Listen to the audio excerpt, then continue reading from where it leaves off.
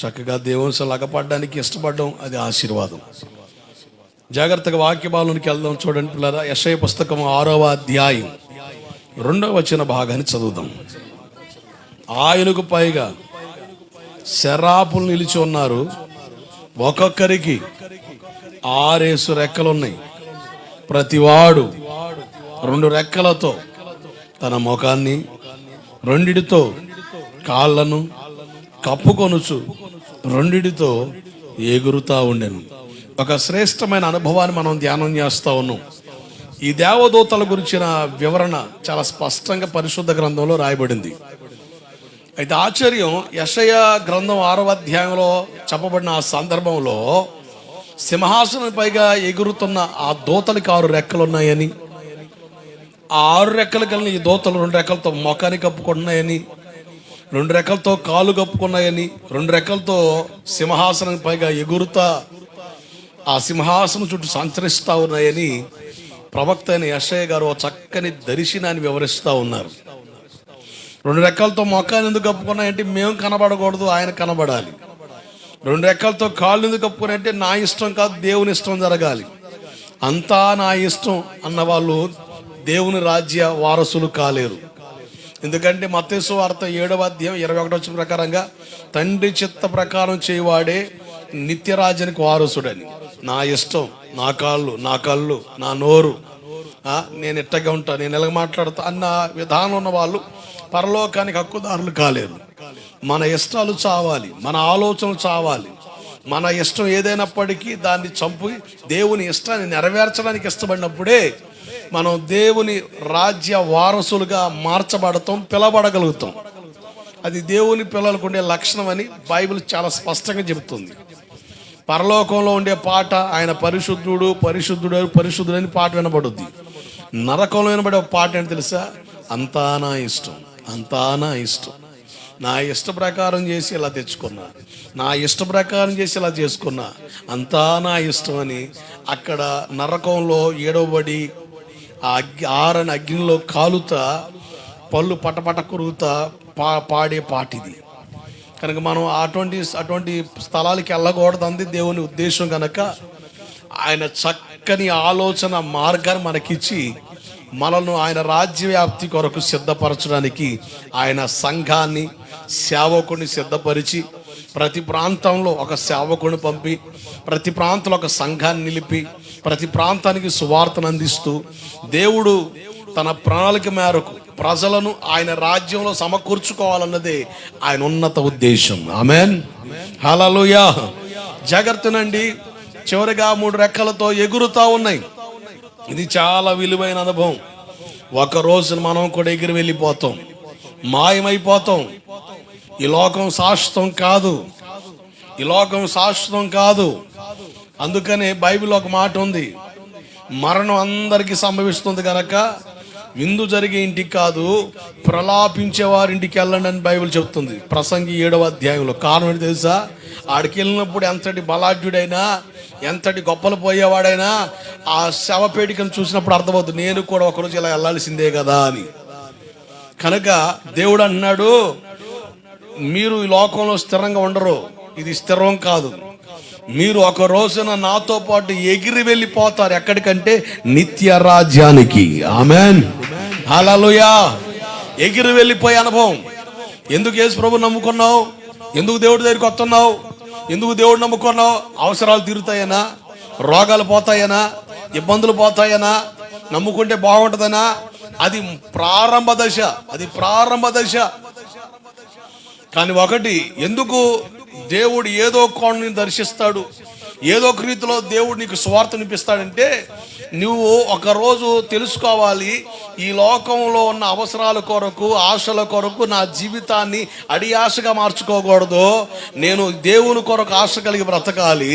నా ఆశ అంతా దేవుడే, నా ఆలోచన అంతా దేవుడని బ్రతికితే ఒక రోజున ఆయన మధ్యాకాశానికి వచ్చినప్పుడు నీ పోకడన జరగాల, లేక ఆయన రాకడన రావాలా? నీ పోకడా లేక ఆయన రాకడా? ఆయన రాక మునిపే కొంతమంది వెళ్ళిపోతారు, కొంతమంది ఆయన రాకడ సమయంలో ఉంటారు.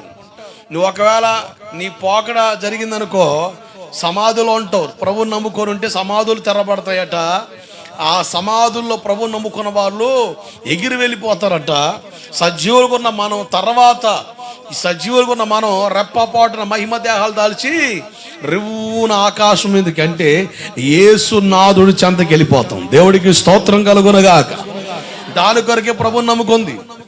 రోగాలు పోతాయని, కష్టాలు పోతాయని, నొప్పులు పోతాయని, తిప్పలు పోతాయని, చచ్చేదాకా రోగాలు వస్తానే ఉంటాయి, నొప్పులు వస్తానే ఉంటాయి, తిప్పలు పడతానే ఉంటాం, యాతన పడతానే ఉంటాం. కానీ ఒకటి మాత్రం వాస్తవం, యేసు కొరకు బ్రతికితే యేసుతో ఉంటాము. అది మాత్రం వాస్తవం. ఎగిరి వెళ్ళిపోతాం. యోబు పుస్తకం 34:20 ప్రకారంగా బలవంతులే దైవికంగా కొనిపోబడతారు అని బైబిల్ చెబుతుంది. ఏ రకమైన బలం కావాలి? అది తింటే వచ్చే బలమా, తాగితే వచ్చే బలమా, లేకపోతే వ్యాయామం చేస్తే పెంచుకున్న కండల బలమా? కాదు కాదు కాదు. ఈ భౌతిక సంబంధమైన బలాల గురించి దేవుడు మాట్లాడట్లేదు. ఆత్మ సంబంధమైన బలం కలిగి ఉండాలని, ఆత్మ సంబంధమైన బలం కనపరిచే వారిగా ఉండాలని దేవుడు సూటిగా తేటగా ఎటువంటి బలం కలిగి ఉండాలని మాట్లాడుతూ ఎస్తేరు పుస్తకం 10వ అధ్యాయం 2-3 వచనాల్లో మొర్దెకై బలమును గూర్చి, ఒకవేళ బైబిల్లో సంసోను బలమును గురించి అంటే నేను ఆలోచించేవాడిని కాదు. సంసోను బలాఢ్యుడు, నాజీరు చేయబడ్డాడు, ఒక దెబ్బతో 1000 మంది నేలమట్టం చేయగలిగాడు, బలం ఉంది. శాంసన్కి దేవుడు బలం కలిగినాడని ఆ నాజీరు ఆ ప్రతిష్ఠ ఇచ్చాడు గనక కానీ మాట్లాడే పనిలే. కానీ ఒక సామాన్యమైన వ్యక్తి, ఒక చిరు ఉద్యోగి, ఒక ద్వారపాలకుడు గురించి దేవుడు చెప్తున్నాడు మొర్దెకై బలమును గురించి. అసలు మొర్దెకై ఏ రకమైన బలం కనపరిచాడు? ఏ రకమైన బలం కనపరిచి హామాను వంటి శత్రుని నేలమట్టం చేయగలిగాడు? యోధా ప్రజలను ఎలా కాపాడుకోగలిగాడు? ఈ విషయాలన్నీ చక్కగా ఎస్తేరు గ్రంథంలో పొందుపరచబడ్డాయి. ఎవరి మొర్దెకై? బెన్యామీను గోత్రికుడు. అంటే బెన్యామీన్ యాకోబు చివరి కొడుకు, లాస్ట్ కొడుకు. తన తల్లి కంటూ కొర ప్రాణాలతో ఉంటూ చివరి దశలో ప్రాణాలు పోగొట్టుకుంటూ ఇతగాడికి బెనోని అని పేరు పెట్టమంటది. బెనోని అంటే దుఃఖపుత్రుడు. కానీ యాకోబు గారు ప్రార్థన చేస్తాడు, ఇతన్ని నీ కుడి చేతి పుత్రుడిగా మార్చని. బైబిల్ చెప్తుంది ఆయన కుడి చేతిలో రాజదండం ఉంది. అంటే అతను చెప్పకని చెప్తున్నాడు, రాజరిక నువ్వు ప్రభువా అని. తండ్రి చేసిన ప్రార్థన ద్వారా పిల్లగాడు రాజరికాన్ని పొందుపుచ్చుకున్నాడు. అంటే నీ కొరకు ప్రార్థించే తండ్రి ఉండాలి. విశ్వాసికి 3 తండ్రులు ఉంటారు. ఒకలేమో శారీరకంగా కన్న తండ్రి, ఒకలేమో ఆత్మీయంగా కన్న తండ్రి సేవకుడు, అసలు తండ్రి పరలోకపు తండ్రి. అంటే ఒక సేవకుడు కలిగి ఆ సేవకుని ప్రార్థన నీకు ఆశీర్వాదం ఎరిగి దైవజనుడితో అనుసంధానమై బ్రతకడం ద్వారా మన జీవితాలు దీవెనకరంగా మారుతాయి. అందుకనే దేవుడు సేవకుని ఇచ్చాడు. ఒక తండ్రి స్థానం, ఆత్మీయ తండ్రి స్థానంలో దేవుడు పెట్టింది కారణం ఏంటంటే నీ కొరకు కన్నీరు కార్చే బాధ్యత, నీ కొరకు ప్రార్థించవలసిన బాధ్యత, భారం దైవ సేవకుడు హృదయంలో దేవుడు పెడతాడు. బెన్యామీను గోత్రికుడు. 2 అదే ఎస్తేరు పుస్తకం 2వ అధ్యాయం 21-22 వచనాలు. ఈ ద్వారపాలకుడుగా ఉన్న ఈ మొర్దెకై నమ్మకంగా తన పని నిర్వర్తించడం ద్వారా రాజు ప్రాణం కాపాడబడింది. నమ్మకస్తుడు. బైబిల్ చెబుతుంది నమ్మకమైన వారికి మెండైన దీవెనలు. సామెతల పుస్తకం 28-20 ప్రకారంగా ఏ విషయాలు నమ్మకం ఉండాలి? బైబిల్ చెబుతా అన్ని విషయాలు నమ్మకం ఉండాలి. ఇన్ ఎవ్రీథింగ్, ప్రతి విషయాలు నమ్మకత్వం కనపరచాలి. మచ్చుకు మీ ఆధ్యాత్మిక క్షేమం కొరకు 5 విషయాలు మీ ఎదురు తీసుకొని వచ్చాను. 1, ఒక విశ్వాసి దేవుని ఎదుట నమ్మకస్తుడిగా ఉండాలి. 2, ఒక విశ్వాసి తాను ఏ సంఘంలో దేవుడు జతపరిచాడో, ఏ సంఘంలో దేవుడు పొందుపరిచాడో, ఏ సహవాసంలో దేవుడు నాటాడో ఆ సంఘంలో నమ్మకం కనబడాలి. ప్రతి ఆదివారం నమ్మకంగా ప్రార్థనకి వెళ్ళాలి. ప్రతి కూడికి నమ్మకంగా హాజరవ్వాలి. నీ సంఘంలో కోటం జరుగుతున్నప్పుడు పక్కన ఎక్కడ సభలు జరిగినా కోటలు జరిగినా నీకు ముందల నీ ఇంట్లో కార్యక్రమం ముఖ్యం. నీ ఇంట్లో పెళ్లి పెట్టుకుని పక్కింటి పెళ్లికి వెళ్ళవుగా, అలాగే ఈ సంఘంలో కోటం జరుగుతుంది, ఖచ్చితంగా సంఘ కోటంకి హాజరవ్వాలి. తర్వాత సంగతి అది నీ ఆప్షన్. ఒకవేళ సంఘంలో ఏ కోటం లేదనుకో, ఖాళీగా అనుకో, వెళ్ళి వాక్యం వినరా, తప్పేం కాదు. కానీ సహవాసాన్ని బ్రేక్ చేసి వెళ్ళే పరిస్థితులు రాకూడదు. అది నమ్మకత్వానికి దారిని చూపదు అని స్పష్టంగా లేఖనాలను ఎత్తిపెట్టి మీతో నేను మాట్లాడాను. 3, నీ కొరకు, నీ రక్షణ కొరకు ఏర్పాటు చేయబడిన సేవకుడు. ఎవరైతే దేవుడు ఏర్పాటు చేసి ఎవరి ద్వారా అయితే నీకు రక్షణ సువార్త అందించాడో ఆ సేవకుని ఎదుట నమ్మకంగా ఉండాలి. 4, నువ్వు వెళ్ళే సంఘంలో ఏదో ఒక పరిచర్య నీకు చేయాలని అనిపిస్తుంది.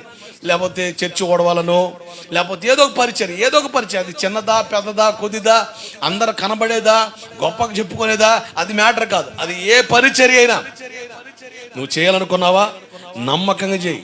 ఇక సాకులు చెప్పవు, వాళ్ళు రావట్లేదండి, వీళ్ళు రావట్లేదండి, నేను ఒకదాన్ని చేయాలా, నేను ఒక్కడిని చేయాలా, ఈ మ్యాటర్ రాదు. కనుక నమ్మకంగా నేను చేయాలనుకున్నా చివరిదాకా నమ్మకంగా ఈ పని చేస్తా. దేవుని దృష్టి నా మీద పడాలి కానీ చాలు, అది నాకు ఆశీర్వాదం అని పని చేయాలి. ఒక్కొక్కసారి సేవకుల ద్వారా మనకి కొన్ని పరిచయాలు అప్పగించబడతాయి, కొన్ని బాధ్యతలు అప్పగించబడతాయి. కనుక నాకు ఇష్టమైతే చేస్తాను, ఆయన చెప్తే నేను చేసేది ఏంది, నాకు కుదరలే, నాకు నచ్చదులే, నాకు నచ్చట్లే అన్న బ్రేకింగ్ సెక్షన్స్ రాకూడదు. ఎంత కష్టమైనా, ఎంత ఇబ్బంది అయినా, ఎన్ని పోరాటాలైనా, ఎన్ని ఇబ్బందులైనా సేవకుడితో కలిసి సహవాసంలో పాలు పొందే అవకాశం పరిచారకులకు దేవుడిచ్చాడు. దేవుడికి మహిమ కలుగునుగాక. హల్లెలూయా. 5వదిగా నీ జీవన కొరకు, నీ బతుకు కొరకు దేవుడు డబ్బులు ఇస్తాడు. ఆ డబ్బుల్లో కూడా నమ్మకంగా ఉండాలి. ఇలా 5 విషయాల మీద తీసుకొచ్చి 4వ కారణం మాట్లాడుతున్నాను, మనం పరిచర్యలో నమ్మకస్తులుగా ఉండాలని. ఇలా మాట్లాడుతూ గడిచిన వారం గురు శిష్యులు అనుబంధాల గురించి మాట్లాడుకుంటూ వచ్చాను. మోషే నాయకత్వంలో అహరోను కనబడ్డాడు, మోషే నాయకత్వంలో యెహోషువ కనబడ్డారని, ఏలియా నాయకత్వంలో ఎలీషా ఉన్నాడని, ఎలీషా నాయకత్వంలో గెహాజీ ఉన్నాడని, అలాగే పౌలు గారి నాయకత్వంలో చాలా మంది ఉన్నప్పటికీ ప్రియమైన దైవజనుడిగా, సేవకుడిగా తిమోతిని ప్రస్తావించి మాట్లాడతాడు పౌలు గారు. కనుక ఆ గురు శిష్యుల బంధాన్ని గురించి మీ ఎదురు తీసుకొచ్చి ముగించాను. ఈ రోజు నుంచి అసలు వాళ్ళు ఎలా దీవించబడ్డారు, పరిచర్యలో వాళ్ళు ఎలా కొనసాగితే వాళ్ళకి ఆధిక్యతలు వచ్చినాయి.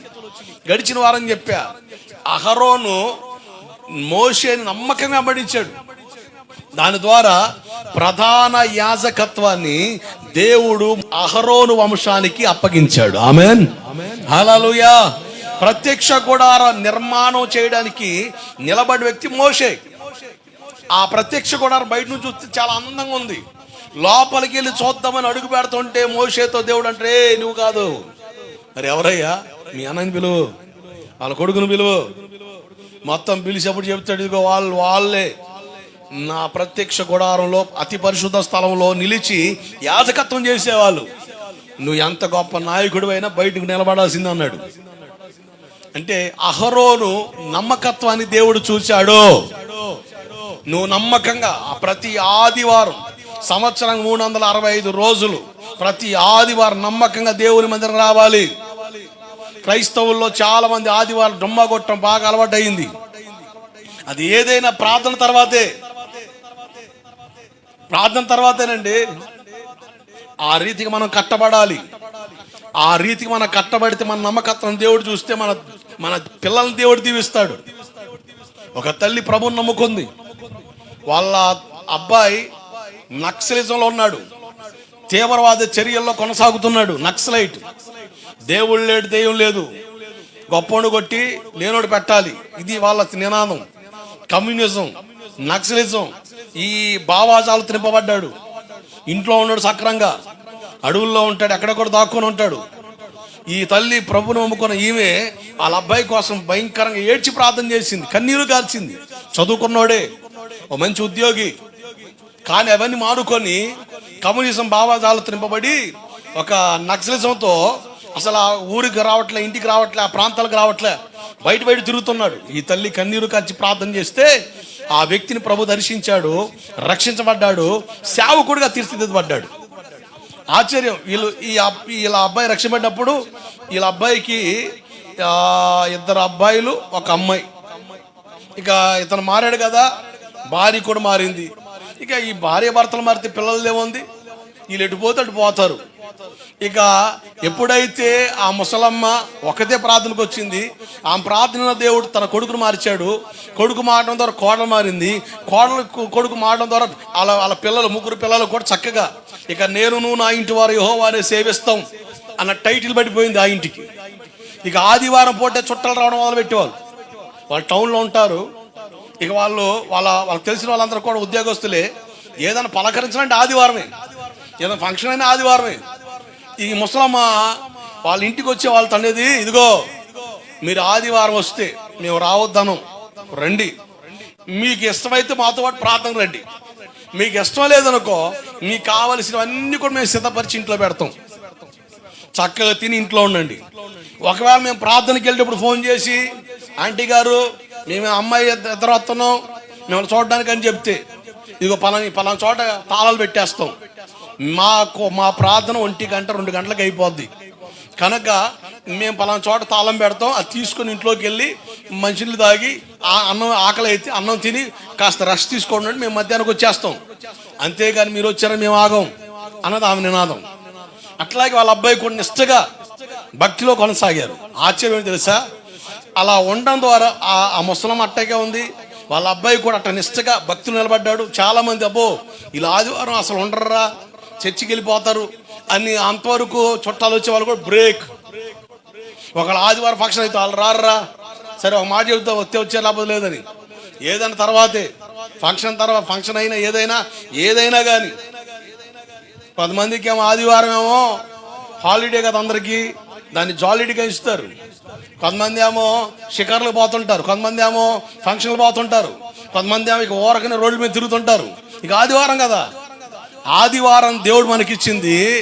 క్రైస్తవులుగా మనం దేవుని సన్నిధిలో ఉండాలి. ఆమేన్, హల్లెలూయా. ఇప్పుడు నువ్వు నమ్మకంగా రావడం ద్వారా పాస్టర్ గారు మెచ్చుకోకపోయినా పక్కోళ్ళు నొచ్చుకున్నా దేవుడు నీ నమ్మకత్వం చూసి ఏం చేస్తాడు తెలుసా, నీ వంశాన్ని ఆశీర్వదిస్తాడు. కొట్టుగట్టిగా హల్లెలూయా. మనం కష్టపడేది ఎవరి కోసం? మన పిల్లల కోసమేగా, మన తరం కోసమేగా. నీ కష్టం ఎట్లా ఉన్నా నీ తరాన్ని దేవుడు దీవెనకరంగా మారుస్తాడు. ఆశ్చర్యం. ఈ పాస్టర్ గారు సేవకుడు అయ్యాడు, ఒక అద్భుతమైన సేవ చేశాడు. చిన్న పిల్ల వాళ్ళ పుట్టిన పిల్లోడు కొద్ది సంవత్సరాలకి సేవకి వెళ్ళిపోయాడు. అమ్మాయి పుట్టింది, అబ్బాయి పుట్టాడు, సేవలోకి వెళ్ళారు. సేవలో కొనసాగుతుండగా చిన్నోడు పుట్టాడు. ఒకరోజు ఆదివారం ఈ పిల్లోడు పొద్దునే లేచి నీళ్ళ తొట్టి కాడికి వెళ్ళాడు. వీళ్ళు ప్రార్థన చేస్తున్నారు, పాస్టర్ గారు ప్రార్థన చేస్తున్నారు. మరి ఎట్లా నీళ్ళ తొట్లు పడ్డాడు తెలియదు, నీళ్ళ తొట్లు పడిపోయాడు. ఈ ప్రార్థన ముగించుకొని చిన్నోడు ఎదుగుతుంటే, అమ్మ తమ్ముడిని చూసావా? అరే తమ్ముడిని చూసావా? లేదు మమ్మీ, వీళ్ళిద్దరు లేదు అంటున్నారు. ఆ బజార్ మొత్తం తిరిగి అక్కడ కనపట్లే. తొట్టి కాడికి తొట్లో ఉన్నాడు వీడు. అప్పటికే నిర్జీవ స్థితిలో పడిపోయి ఉన్నాడు. ఆ తల్లి కంగారు పడకుండా ఆ బిడ్డను హక్కును చేర్చి ఇంట్లోకి వెళ్ళి కూర్చొని ఏడుస్తుందయ్యా, ఈరోజు ఆదివారం. మా చర్చికి వచ్చే వాళ్ళందరూ కూడా అన్నిలే. మా ఇంట్లో ఎలా జరిగితే అసలు పాస్టర్ గారి ఇంట్లో జరిగింది, ఇక దేవుడు ఉన్నాడా అన్న టాక్ వస్తుంది. వాళ్ళకి మేము సమాధానం చెప్పలేము. పైపేసి మీ ఆదివారం నీ సన్నిధిలో మేము ఉండాలి, సంతోషంగా ఉండాలి.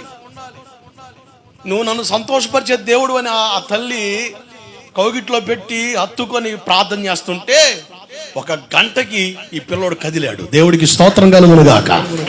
హల్లెలూయా. అంటే ఆ బిడ్డకు ప్రాణం ఎందుకు పోసాడు? వాళ్ళ నమ్మకస్తులు. నువ్వు దేవుని సన్నిధిలో నమ్మకంగా రావడం వల్ల ఏదో నీకు డబ్బుల మాట నెత్తి మీద పడిపోద్ది, ఫ్రీగా వచ్చి ఫినాయిల్ తాగేస్తావు, ఇక ఏది అసలు నీ కష్టాలు తీరిపోతాయి. ఈ మాటలు చెప్పి నిరూపించట్లే. నీ నమ్మకత్వం చూస్తే నీ తరాన్ని దేవుడు దీవిస్తాడు. నిజమండి. ఆ 3 పిల్లలు సేవకులయ్యారు, ప్రపంచాన్ని దున్నుతున్నారు. వాళ్ళు ఎవరో కాదు, Bible wonders, John Wesley, Christ temple, Emmanuel. ఇంకో వాళ్ళ అక్కేమో హైదరాబాద్ సేవకురాలు. 3 ప్రాంతాలను దున్నిపడేస్తున్నారు వాళ్ళు. కారణం ఏదంటే అట్లా వాళ్ళు తల్లిదండ్రులు పిల్లల్ని పెంచారు, ఆ నిష్టగా బ్రతికారు. వాళ్ళని ఎందుకు దీవించాడు దేవుడు? వాళ్ళ నమ్మకత్వమే.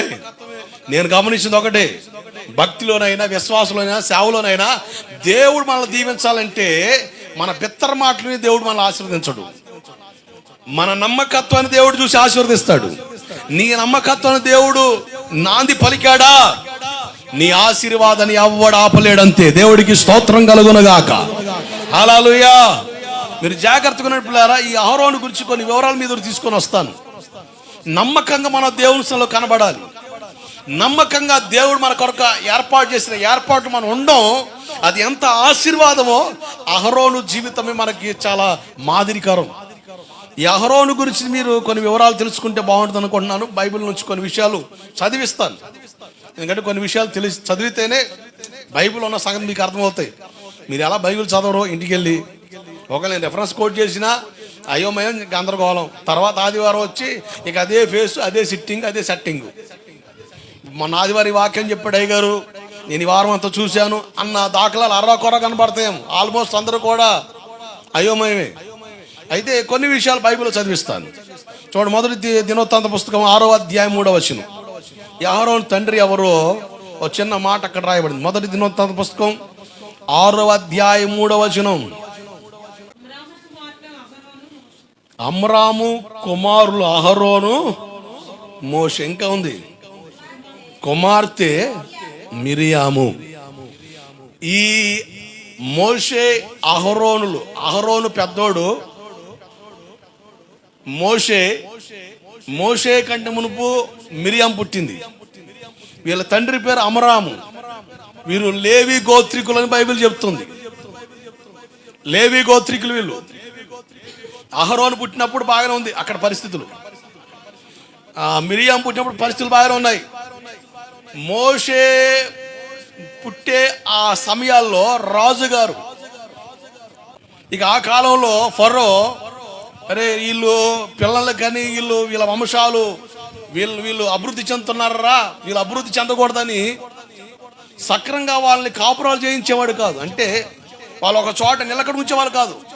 ఆ స్త్రీలని ఒక చోట పెట్టేవాడు, పురుషులు ఇంకో చోట పెట్టేవాడు. ఇక 24 గంటలు పెట్టి సాకిరే. అయినా కూడా దేవుడు వాళ్ళని ఆశీర్వదించాడు. ఇక అయినా కూడా అట్లాగైనా పిల్లలు వాళ్ళు వృద్ధి చెందుతున్నారని మంత్రసాలను ఏర్పాటు చేస్తాడు. ఇదిగో ఆడపిల్ల అయితే బతకనివ్వండి, మగబిడ్డ స్పాట్లో చంపేయండి. కానీ ఆశ్చర్యం, వాళ్ళు హెబ్రీ స్త్రీలు చురుకైన వారని బైబిల్ చెప్తుంది. కానీ వీళ్ళు ఎలాగ మునిపే కానుపైపోయేది. వెంటనే ఇక మగబిడ్డ అయితే దాచిపెట్టేసేవాళ్ళు. అలా దాచిపెట్టే విషయంలో ఒక మోషేకే జరిగింది, కానీ మిగతా వాళ్ళు మొత్తం చంపబడతా వచ్చారు. మోషే పట్ల ఒక ప్రణాళిక దేవుడు అనుకున్నాడు గనక అతన్ని దేవుడు భద్రపరిచాడు. మోషే కాలంలో అటువంటి పరిస్థితులు ఉన్నాయి. అహరోన్ టైంలో, మిరియాం టైంలో లేవు. నమ్మకం డౌట్ వస్తుంది. మోషే గారు పుట్టే టైంలోనే అసలు ఫరో మగపిల్లని చంపేమన్నాడు కదా, మరి అహరోను ఎట్ట పుట్టాడు, మిరియాం అంటే ఆడపిల్ల వదిలేశారు అని డౌట్స్ వస్తాయి. అందుకని చెప్తున్నా, మోషే పుట్టే సమయంలో అటువంటి సందర్భాలు ఏర్పడ్డాయి. అంతకుముందు బాగానే ఉంది పరిస్థితి. జాగ్రత్త పిల్లారా, వీళ్ళ తండ్రి పేరు అమరామి, లేవి గోత్రికులు. ఈ అహరోను పెళ్లి చేసుకున్నాడు. తన భార్య పేరు కూడా ప్రస్తావించబడింది బైబిల్లో. నిర్గమ పుస్తకం 6వ అధ్యాయం 23వ వచనం.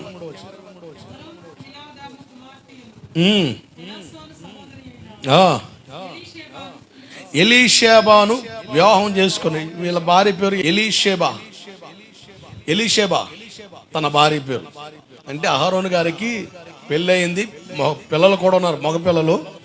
ఆ మగ పిల్లల్ని కూడా దేవుడు యాజక ధర్మంలోకి తీసుకొస్తాడు. మొత్తానికి ఒక క్లుప్త వివరణ, ఫ్యామిలీ బ్యాక్గ్రౌండ్ చెప్పేశాను. ఈ అహరోను మోషే దగ్గర నమ్మకంగా ఉండడం ద్వారా దేవుడు అహరోనికి ఇచ్చిన బాధ్యత ఒకసారి చూడండి. నిర్గమాకాండం 28వ అధ్యాయం 1వ వచనం, అలాగే 3వ వచనం. నిర్గమాకాండం 28వ అధ్యాయం 1వ వచనం, 3వ వచనం.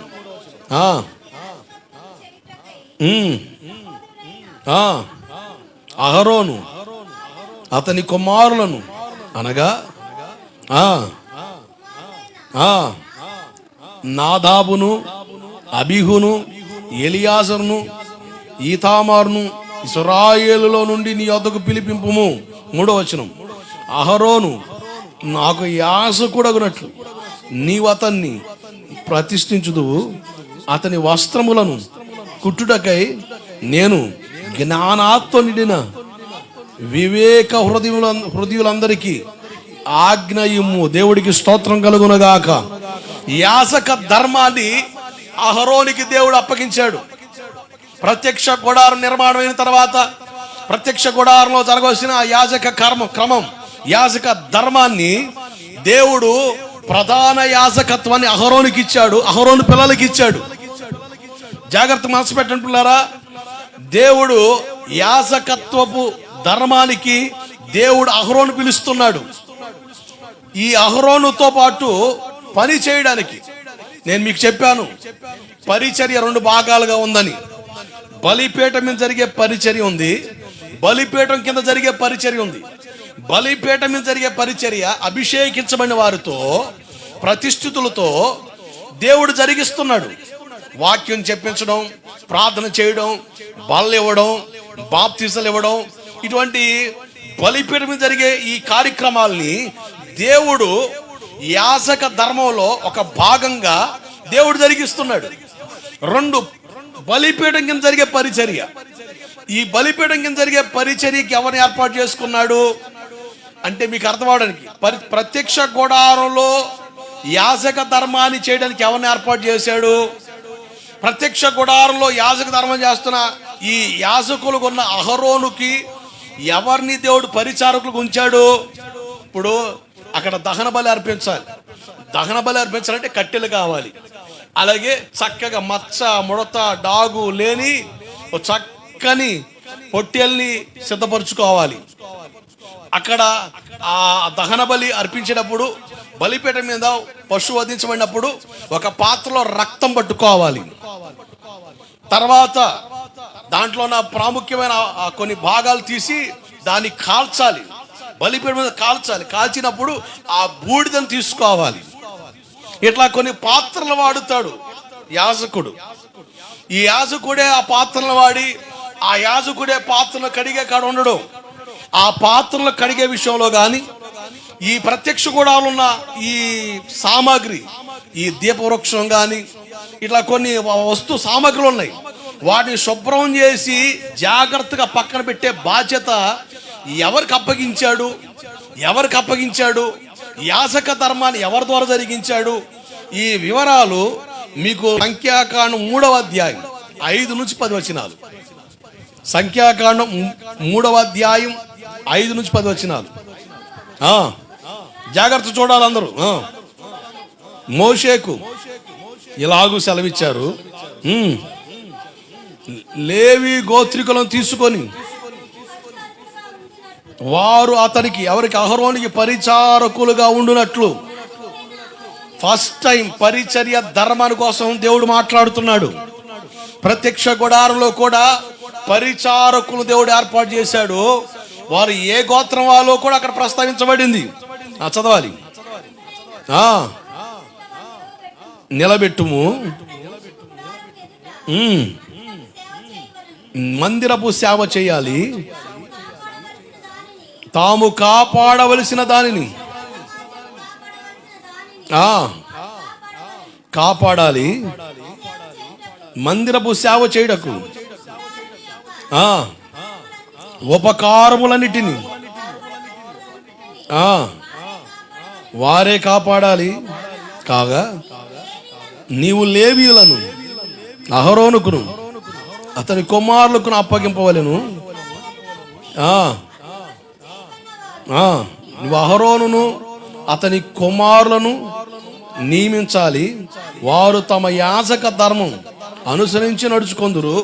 అన్యుడు సమీపించినల్లా వాడు మరణ శిక్ష నొందును. ఇక్కడ 2 భాగాలు కనబడుతున్నాయి. ఒకటేమో యాజక ధర్మం, అంటే బలిపీఠం మీద జరిగే ఆ సేవ యాజక ధర్మం. దీని కొరకు అభిషేకించబడిన వారిని, ప్రతిష్ఠింపబడిన వాళ్ళని దేవుడు నియమిస్తాడు. అయితే బలిపీఠం కింద జరిగే పరిచయం చూసారా? అక్కడ ఉన్న ఉపకరణాలని జాగ్రత్త చేయడం, వాటిని జాగ్రత్త చూసుకోవడం, ఈ పని ఎవరిది అంటే లేవి గోత్రికులకు దేవుడు అప్పగించాడు. లేవి గోత్రికులకి, లేవి గోత్రాన్ని దేవుడు యాజకులతో సమకాలికులుగా పనిచేసే భాగ్యం దేవుడు ఇచ్చాడు. కానీ బలిపీఠం మీద జరిగే పరిచర్య మాత్రం ఈ ప్రధాన యాజకత్వం వహిస్తున్న అహరోను వంశం ద్వారా జరగాలి. ఆ స్థాయి అహరోని వంశానికి దేవుడు ఇచ్చాడు. ఎందుకు ఇచ్చాడు? ఎలా పొందుకోగలిగాడు ఆ వివరాలు కొరకే ఈ విషయాలు మీకు చెప్తున్నా.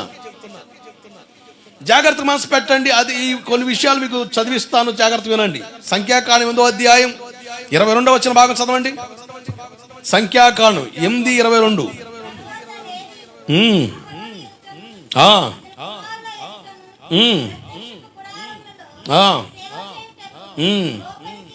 అదిగో పరిచర్య చేయడం కూడా సేవే. ఈరోజు చాలా మందికి సేవ అంటే అర్థం కావట్లేదు. వాక్యం చెప్పడమే సేవ అనుకుంటారు. ఇప్పుడు నువ్వు కూడా సేవ చేయొచ్చు. ఇలా బలిపీఠం మీద ఎక్కి దేవుని వాక్యాన్ని ప్రకటించే అవకాశం నీకు లేకపోయినా, నువ్వు దేవుని వాక్యం విన్న తర్వాత బయటికి వెళ్ళి పొలాల్లో కొంతమంది కలుస్తారు నీకు, లేక రోడ్లలో నీకు తెలిసిన వాళ్ళు కలుస్తారు, నీ చుట్టుపక్కల వాళ్ళు ఉంటారు, ప్రార్థన కాని వాళ్ళు, వాళ్ళకి దేవుని మాటలు చెప్పు. అబ్బే నాకు పెద్ద స్టేజ్ కట్టి పెద్ద సిస్టమ్ పెట్టి నాకు మైకి ఇస్తేనే చెప్తానంటే నేనంట నీకంటే తింగరోడు ఇంకొక ఉండేమో. ఇక అదే సేవ అనుకుంటే పొరపాటు. చాలా మంది మిస్యూస్ లో ఉండిపోతున్నారు, మిస్అండర్స్టాండింగ్ ఉండిపోతున్నారు చాలా మంది. జాగ్రత్తనండి. లేవీయులు కూడా సేవ చేయడానికి ప్రత్యక్ష గుడారంలోనికి వెళ్ళారు. అంటే యాజకుడితో కలిసి సమపాలుగా అతి పరిశుద్ధ స్థలంలోకి వెళ్ళలేకపోయినా అక్కడ వాడుతున్న సామాగ్రిని జాగ్రత్త చేయడం కానీ, వాటిని యాజకులకు అప్పగించడం కానీ, ఆ పని ఎవరిదై అంటే పరిచారకులది, లేవి గోత్రికులది. ఉదాహరణకి నేను సేవ చేస్తున్నానండి, చక్కగా సిస్టమ్ ఆపరేట్ చేసి వ్యక్తున్నాడు అనుకోండి. నేను రాకమునిపే మొత్తం సిస్టమ్ చెక్ చేసి లైన్ చేసి, ఇక నాకు అక్కడ వచ్చి నేను ఆపరేట్ చేసి లైన్ చేసే పరిస్థితులు ఉండవు. మొత్తం నమ్మకంగా ఆరమైన భారమైన రొప్పుతోనైనా ముక్కుతోనైనా మూలుగుతోనే ఆడ కూర్చొని దేవుని పని రా, ఇది దేవుడు నాకు అప్పగించాడు నాయన, దేవుని ఆశీర్వాదం దేవుని సన్నిధి అని చెప్పి గమనించి ఆడ పనిచేసి నమ్మకం చూడాలనుకోండి, నేను ప్రశాంతం ప్రార్థన టైంకి వచ్చేస్తా, నేను నిలబడతా. మైక్ ఇవ్వు అని చెప్పి మైక్ లాక్కునే పరిస్థితులు ఉండదు. నేను రాగానే వచ్చి మైక్ ఎత్తాడు. ఏంది పరిచర్య. దేవుడికి స్తోత్రం కలుగునగాక. హల్లెలూయా. పరిచర్య. ఇప్పుడు బల్లిస్తున్నా, ఇప్పుడు నా కాలు నాకు సాకారంగా లేని పరిస్థితి, ఒంటి పథకం అయ్యో అది కాదు, నా కాలు భలే ఇప్పుడు నిలబడి మాట్లాడితే దాని ఇబ్బంది నాకు తెలుసు. కొంచెం తేడా పడిన పరిస్థితి. ఏదైనా సన్నగా ఎడితే గాల్లో లేచేటట్టు అయి ఉంటే చక్కగా అని ఇచ్చేవాడిని. మనకేమో బండి బరువు అయింది, భారం ఎక్కిన పరిస్థితులు. ఇప్పటికే మోకాళ్ళ నొప్పులు వచ్చినాయి. ఏం పాస్టర్ వయసు మీద పడింది అనక మరి ఏం చేస్తాం, తినే తిండది. రోగాలు రాక ఏమవుతుంది చెప్పండి. ఎలా పడలే తింటుంటే ఎలా పడలే నిద్రపోతుంటే కొన్నిసార్లు నిద్ర పట్టదు. ఏం చెబుతాం, గందరగోళ పరిస్థితులు కనుక. సరే, అలలో పాలు పొందే వాళ్ళు ఉన్నారు కదా, వాళ్ళు నేను తీసుకొచ్చి ఇచ్చినప్పుడు ఆ శరీరాన్ని ఆ ద్రాక్ష రసం రక్తాన్ని ముట్టుకున్నా అంటే సిద్ధపాట్లు ఉన్నట్టేగా. సరే, చిన్న ప్రామిస్ అట్లా పరిచయంలో సహకరించి ఒక కొత్త భాగం ఉంది, అది కూడా సేవే. నేను సంఘం కడతా, 10 మంది కూడబెడతా, అదే సేవ అనుకుంటే పిచ్చి ఆలోచన. ఫిలిప్ గారు ఉన్నారు అపోస్తుల కార్యాల్లో. ఆయన సువార్త చేస్తే ఒక పట్టణమే పట్టబడింది, సమరయ పట్టణం మారింది. అద్భుతాలు వెంబడి అద్భుతాలు దాన్ని అందరూ మారి ఆయన సన్నిధిలో కూర్చుంటే ఇక నుంచి నేనే పాస్టర్ని, ఇక నేను అవతారం మార్చాను అని చెప్పి చేయలే. అపోస్తులు కబురు పెడితే అపోస్తులు వచ్చి ప్రార్థన చేస్తుంటే సువార్త చేసి వాళ్ళని ప్రభువులో పెట్ట. ఫిలిప్ ప్రార్థన చేతుడు పడిపోతున్నారు, రోగాలు పోతున్నాయి, కుంటోడు నడుతున్నాడు, మూగోడు మాట్లాడుతున్నాడు, చెవిటోడు అంటున్నాడు, దురాత్మశక్తులు విడిచిపోతున్నాయి. మరి ఎంత జరుగుతున్నప్పుడు ఇంకోటి పిలిచేది నేను, నాకే ఆ టాలెంట్ ఉంది కదా అని ఎగబాకలే. నాకు ఆ బాధ్యత ఇవ్వలేదు. నేను స్వార్థ భారంతో ఉన్నాను, నేను స్వార్థ భారం నాకుంది, నేను ఒక పరిచారకుడిని, స్వార్థ చేసే బాధ్యత నాకుంది కనుక ఆ బాధ్యతలు ఉండాలని అపోస్తలను పిలిచి వాళ్ళకి అప్పగించి ఇంకో చోటుకి వెళ్ళిపోయాడు పరిచర్యకి. దేవుడికి స్తోత్రం కలుగునగాక. హల్లెలూయా. ఒక క్రమం, ఒక నడిపింపు, ఒక పద్ధతి వాక్యంలో చాలా చక్కగా పొందుపరచబడి ఉంది. అది అర్థం కాగా తిప్పలు, దాన్ని గ్రహించగదా ఈ నొప్పులు. జాగ్రత్తనండి. సేవకుడితో యాజకుడితో కలిసి సమపాలుగా పనిచేసే బాధ్యత లేవీయులకు ఇచ్చాడు. మీరు 2వ దినవృత్తాంతం పుస్తకం 13వ అధ్యాయం 10వ వచనం చదవండి ఒకసారి. దినవృత్తాంతం 2వ పుస్తకం 13వ అధ్యాయం 10వ వచనం.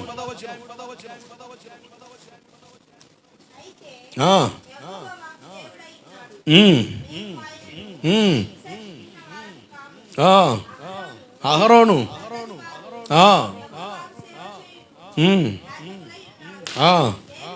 లేవీయులు జాగ్రత్తనండి. పెద్దోళ్ళు అంటారు కుక్క పని కుక్క చేయాలి, గాడి పని గాడిదే చేయాలి రబ్బాయి అంటాం. మరి ఆ సామెత ఎప్పుడు నాకు తెలియదు. కానీ ఇక్కడ అంటున్నాడు యాజక ధర్మం అహరోనుకి అప్పగించబడింది. యాజక ధర్మం అతను చేస్తున్నాడు. లేవీయులు వాళ్ళు చేసే పని ఏంటో అది చేస్తున్నారు వాళ్ళు. మీరు సంఖ్యాకాండం 16వ అధ్యాయంలోకి వచ్చి ఒక నస మీకు అర్థమవుద్ది. లేవీ గోత్రాన్ని దేవుడు పరిచారకులుగా ఏర్పాటు చేసుకున్నాడు. ఆ లేవీ గోత్రంలో కోరాహు, అబిరాము, దాతానులు ఉన్నారు. జాగ్రత్తనండి. ఇక అంటే వాళ్ళే కానీ మనం చేయడం కుదరదా? మనకు లేదా ఛాన్స్? మనం పరిశుద్ధులం కాదా? మనకు అవకాశం లేదా? ఇక అహరోను వంశమే కానీ అహరోన్ అంటే మోషే గారు అన్నయ్య కనుక ఇక పక్షపాత ధోరణితో ఆ బాధ్యత దేవుడు చెప్పాడని మాట్లాడమని తీసుకెళ్ళి ఆ బాధ్యత ఏమో మీరు పనులేమో ఎవరికి ఇచ్చాడు? అహరోనికి ఇస్తే మనమేం పాలేరులా పని చేస్తున్నారా అక్కడ? షోయింగ్ ఆయన చేస్తే మెయింటైన్ మనం చేయాల్సి వస్తుంది. ఇది ఎక్కడ లెక్కరా బాబు, మేము కూడా సేవ చేస్తాం అని లేచిన గోలే సంఖ్యాకాండం 16వ అధ్యాయం.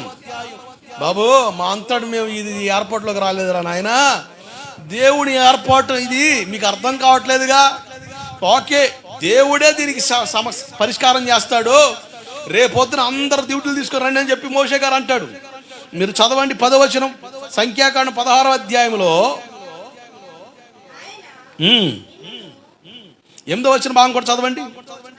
సంఖ్యాకాండం 16:8. మరియు మోషే కోరాహు ఇట్లనెను, లేవి కుమారులారా వినండి, తన మందిర సేవ చేయుటకు యెహోవా మిమ్మును తన యొద్దకు చేర్చుకొంటయు, మీరు సమాజం ఎదుట నిలుచువారు చేయవలసిన సేవ చేయనట్లు ఇశ్రాయేళ్ల దేవుడు ఇశ్రాయేల్ సమాజంలో నుండి మిమ్మల్ని ఏర్పరచుట మీకు అల్పంగా కనబడిందా?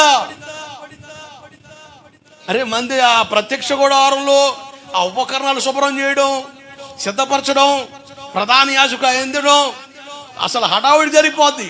ప్రత్యక్ష గుడారంలో జరిగే కార్యక్రమం చూస్తే గుండెల్లో రైలు పరిగెడతాయి.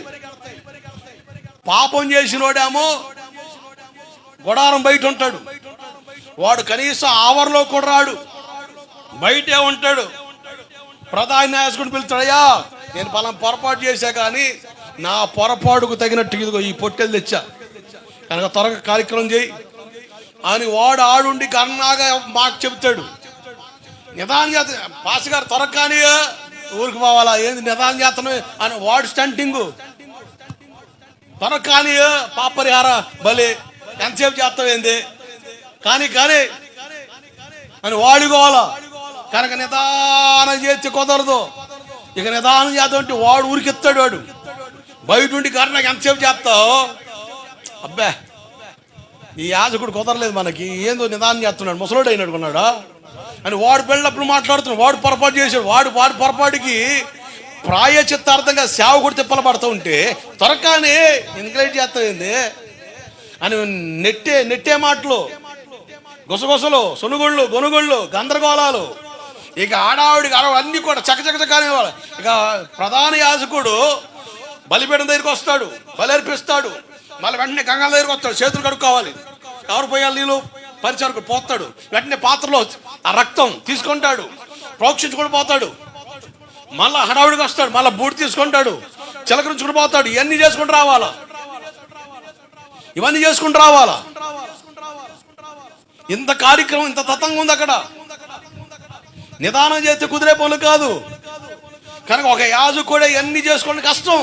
ఇప్పుడు నేనున్నాను చిన్న పరిచర్యే, కానీ ఇద్దరు ముగ్గురు సహకారం నాకు లేకపోతే చేయలేనుగా, వల్ల కాదుగా. నేనే రమ్ము కొట్టి, నేనే పాటలు పాడి, నేనే అన్ని చేసి అన్ని తిప్పలు పడితే ఎప్పుడు వాక్యం చెప్పేది, ఎప్పుడు మీకు ప్రార్థన చేసేది ఏముండదు. కనుక దేవుడు యాజకులకి పరిచారకులను ఇచ్చాడు. దేవుడు ఆ పరిచారకులు ఎవరిని ఏర్పాటు చేశాడు? లేవీని ఏర్పాటు చేశాడు. అది చీపుగా ఉంది. ఎంతసేపు ఈ పనులు చేసుకుంటూ ఏడ్చేది. పొద్దుత్వం వంట చేయడమే మా పని, పొద్దుత్వానం వచ్చినోడికి అన్నం పెట్టడమే మా పని, పొద్దుత్వానం మీరు వాక్యం చెబుతూ మేము చేతులు కట్టుకొని నిలబడాలా, వచ్చే వాళ్ళకి నీళ్ళు ఇస్తా, వచ్చే వాళ్ళు కూర్చోబెడతా కుర్చీ, ఇదేనా మా పని? అంత అల్పంగా ఎంచబడింది. అది దేవుని సేవ. నీ నమ్మకత్వాన్ని చూశాడా? నీ యథార్థం చూశాడా? దేవుడు స్థాయి మార్చాలనుకున్నాడా? ఆయన పిలుపు నీకు అందిందా? You are the eligible person for the ministry. దేవుడికి స్తోత్రం కలుగునగాక. హల్లెలూయా. ఆరాటంతో చేసేది కాదు సేవ, పోరాటంతో చేసేది. ఆరాటంతో సేవ చేయలేం, పోరాటంతో చేసేది సేవ. రకరకాల పోరాటాలు ఉంటాయి, రకరకాల ఒత్తిళ్ళు ఉంటాయి, డిప్రెషన్స్ ఉంటాయి. సేవకుడి పడే బాధ కొంతమందికి సింపుల్గా అనిపిస్తుంది. ఈ జాన్ వెస్లీ గారు సంఘానికి వెళ్ళి ఒక విశ్వాసం, ఏముంది, కారు ఎక్కుతాడు, కారు దిగుతాడు, మళ్ళీ స్టేజ్ ఎక్కుతాడు, వాకింగ్ చెప్తాడు, శుభ్రంగా లోపలికి వెళ్తాడు, ఏ కోడ్ను దేనో కోసి పెడతాడు, శుభ్రం తింటాడు, పాదం చేస్తాడు, మళ్ళీ జేబులో కానుకేసుకుని మళ్ళీ కారు ఎక్కుతాడు, బ్రహ్మాండంగా ఇంటికి వస్తాడు. ఈ మాత్రం మేము చేయలేమా అని వాడు కోతలకు వస్తున్నాడట. ఈ విషయం జాన్ వెస్లీ గారి చెవిలో పడింది. సరే అబ్బాయి ఒకసారి పట్టుకుపోదామని చెప్పి ఇక మొదలు పెట్టాడు. ఇక రాజమండ్రి కారు ఎక్కాడు, విజయవాడ దిగాడు, విజయవాడ ఎక్కాడు, కర్నూలు పోయిండు, కర్నూలు ఎక్కిండు, మరలా అనంతపురం పోయిండు, అనంతపురం ఎక్కిండు, తిరుపతి వచ్చిండు, తిరుపతి పోయిండు, మళ్ళా తిరుపతి నుంచి మళ్ళా అడ్డంపడి కావలికి వచ్చిండు, అడ్డంపడి మళ్ళీ గుంటూరుకి వచ్చిండు, మళ్ళా పశ్చిమ గోదావరి నిడదవోలు పోయిండు. ఇక మళ్ళా ఆదివారం హుటాహుటిగా సంఘాన్ని చేరాడు. వాక్యం అయిపోయింది.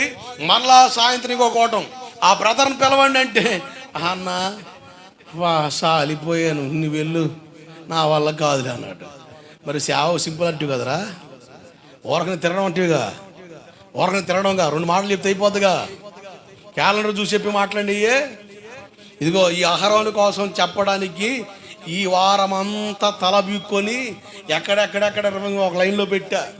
ఇక ఎట చెప్పాలో అర్థం కాక రోజంతా ఇటు తిరిగి ఇటుపడి అంటే సాయంత్రానికి అందిందరే బాబు ఎట చెప్పరా అని అప్పుడు రాసుకుంటుంది. ఇది దేవుడికి స్తోత్రం కలుగునుగా. ఈ 2 మొక్కలు మేము చెప్పలేమండి. క్యాలెండర్లో చూసి చెప్పే మాటలే సింపులే బాబు.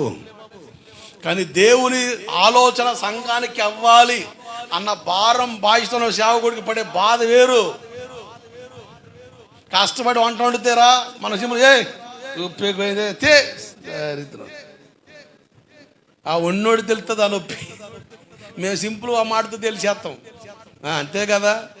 ఇది కూడా అంతే. కష్టపడినోడు తెలుస్తుంది ఆ విలువ. సింపుల్గా మాటలతో కాలిచేవాడికి ఏం తెలుస్తుంది? జాగ్రత్త నడుపులారా. ఈ 16వ అధ్యాయంలో గోల్ అదే. 10వ వచనం చూడండి. ఆయన నిన్నును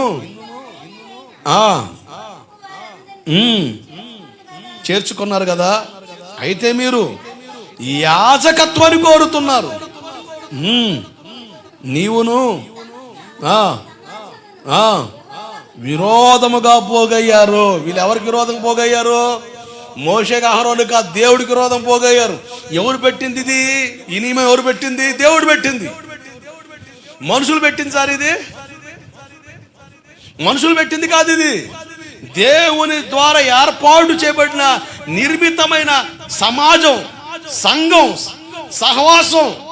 కనుక మనుషుల ప్రయోగాలు, ప్రయత్నాలు, పెత్తనాలు ఇక్కడ సెలవు. కారణం ఏంటంటే దేవుని ఏర్పాటు, దేవుని అనాది ప్రణాళిక, సంఘం, సహవాసం, నియమం, నిబంధన, ఒక విధానం, ఒక పద్ధతి, దేవుని ఏర్పాటు. అది మీరు యాజకత్వాన్ని కోరుతున్నారా బాబు? యాజక ధర్మం నేను చెప్తే ఆహ్వానం చేయట్లేదు.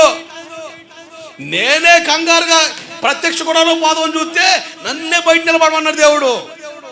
నేను అరువుని కాదు, ఐ నాట్ ఎలిజిబుల్ పర్సన్.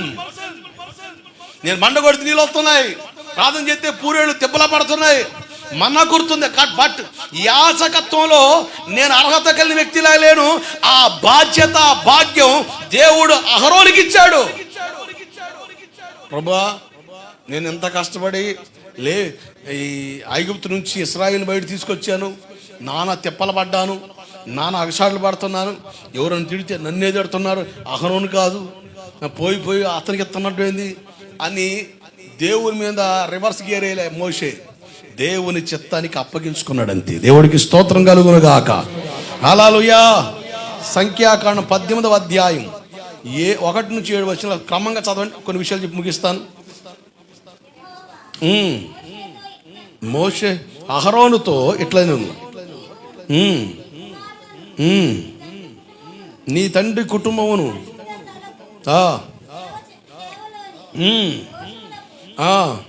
ఉత్తరవాదిగో జాగ్రత్త, పరిశుద్ధ స్థలంలో జరిగే సేవలో ఏదైనా దోషం కనబడిందా దానికి ఉత్తరవాదివి నువ్వే. మేమెందుకు మిమ్మల్ని గద్దించేది, ఎందుకు మిమ్మల్ని హెచ్చరించేది? అమ్మ అట్టయితే నువ్వు పరిచయకు రావద్దని చెప్పి, నేను పరిచయకు రావద్దా అంటే నాకంటే పరిశుద్ధులు ఉన్నారా మీ కాడ?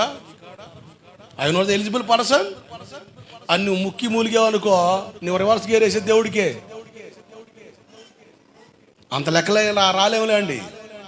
అంత స్వేచ్ఛ ఆడేసింది మాకు. చిన్న మాటికే సింపుల్గా సిర్రెత్తుద్ది, మనకి సింపుల్గా సిర్రెత్తుద్ది. ఇవన్నీ ఇక చూసుకో, అవతారం మారిపోద్ది. పాస్టర్ గారు వాక్యం చెప్తున్నాడు ఒక చోట, ఒక విశ్వాసి సప్పని లేచిపోతుందట, ఇంకో ఉందట ఏంది మొహం మార్చుకుని పోతుందట, ముఖం మార్చుకొని పోతున్నావు ఏందందట. బయటకు వచ్చిన తర్వాత ఇంకో ఆమె ఎదురైందట, ఏదమ్మా ఏంది మొహం పెటపెట్లాడుతుంది, ఏంది సిర్రెత్తుంది ఏందని. ఆమె చూస్తేనేమో ముఖం ఎట్టుందండి మార్చుకున్నానా, ఈమెమో ముఖం ఎట్టుందండి పెటపెట్లాడుతుందా. ఇంటికి వెళ్ళక వాళ్ళ ఆయన, ఏదమ్మా పాత నీకు కావాలి మధ్యలో వచ్చావు, ఏది మొహం ఏం సైతందానిలా చూద్దాం, లటుక్కుని ఈడేసాడు దెబ్బ. ఆమెమో మార్చుకుందా, ఈమెమో మొహం పెటపెట్లాడుతుందా, పేలలు ఎగుతాయన్నాడా అందా. ఇంటికి వచ్చి కట్టుకున్నాడేమో సైతన్ మొహం అంటాడా. ఇప్పుడు ఏడ పెడతా నీ మొఖం, లారీ కింద పెట్టు. అది పరిస్థితి. జాగ్రత్తనండి. పరిశుద్ధ స్థలంలో ఏ అభ్యంతరం జరిగినా దానికి లెక్క మేము చెప్పాలి. అందుకనే కొన్ని క్రమాలు, కొన్ని పద్ధతులు నేర్పాలి. నీకు ఇష్టమైన కష్టమైన చెప్పడం ధర్మం. అది చెప్పలేదనుకో, అహరోను గారిలాగా వీళ్ళు దుర్మార్గులయ్యా, నువ్వు కనబడతలేదని చెప్పి నా దగ్గరకు వచ్చి మాకు దేవుణ్ణి చేయి, మాకు ప్రయాణం అవ్వాలి, మేము ఎటు కాకుండా ఆగిపోయారు, కాల్ చేశారు వీళ్ళు దుర్మార్గులు, నేను ఏదనంటే నా మీద ఎగబడిన చంపుతారని భయపడి వాళ్ళ పోగులు తెమ్మని చెప్పాను. అది నిప్పులో పెట్టగానే ఒక రూపం వచ్చింది, అది దూడ రూపం అయ్యింది విచిత్రంగా. ఇదే మా దేవుడు అని చెప్పి లేచారు. అహరోనేమో మనుషులు భయపడి వెచ్చలుడు వదిలిపెట్టాడు. మోషే ముక్కు పిండి మామూలు లేదు వ్యవహారం, ఒక్కొక్కడిని ఉతికారేశాడు. యెహోవా పక్షాన ఉన్నారు, పక్క రండి అన్నాడు అంతే. వీళ్ళతో నేను ఆగలేను కానీ పక్క రండి అని కర్రకని చెప్తే లేవి గోత్రికులు మాత్రం పక్క వచ్చారు. దేవుడికి స్తోత్రం కలుగునగాక. హల్లెలూయా. అహరోను లేక మేము కొన్ని విషయాల్లో రాజీ పడితే నష్టపోయేది మీరే, మర్చిపోకండి. అయ్యగారు గద్దించడం నీకు ఆశీర్వాదం అరగకుండా అట్ట కాదు ఇట్ట కాదని చెప్పావనుకో, నష్టపోయేది నీవే. ఇంకో విషయం, ఆడికి వెళ్ళాక మాకుంట జాతర, ఉత్తరవాదులు మేమే. రే సేవ అప్పగితే ఏం చేసేవారా, అలాంటి జాతరని ఏం చేసేవారు కానీ చెప్పాలి కదరా, హెచ్చరించాలి కదరా. దేవుని వాక్యం ఎత్తిపెట్టి మాట్లాడని నన్ను పీకుతాడు. అదే అక్కడ చెప్పు బాబు, సేవ అంటే ఆషామాషి కాదు నాయన, ఏదో కొత్త సొక్క ఇచ్చాడు పెద్ద, అది పెద్ద విచిత్రంగా ఉంది, నెంబర్ 1గా ఉందని చెప్పి ఎగబడి చూస్తున్నావేం, జాగ్రత్త హరోను, తాడ తీస్తాను, ఒళ్ళు దగ్గర పెట్టుకుని పని చేయి. పరిశుద్ధ స్థలంలో ఏ ఊరు ఏ పొరపాటు చేసినా దానికి ఉత్తరవాది నువ్వే. ఇంకా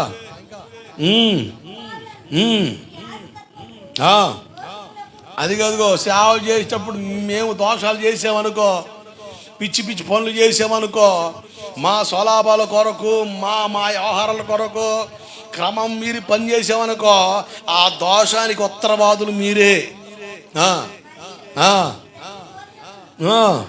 అనగా లేవి గోత్రికులైన నీ సహోదరుని నువ్వు దగ్గర తీసుకొని రావాలను, వారు నీతో కలిసి నీకు పరిచర్య చేదురు. ఎవరికి పరిచర్య చేయాలి?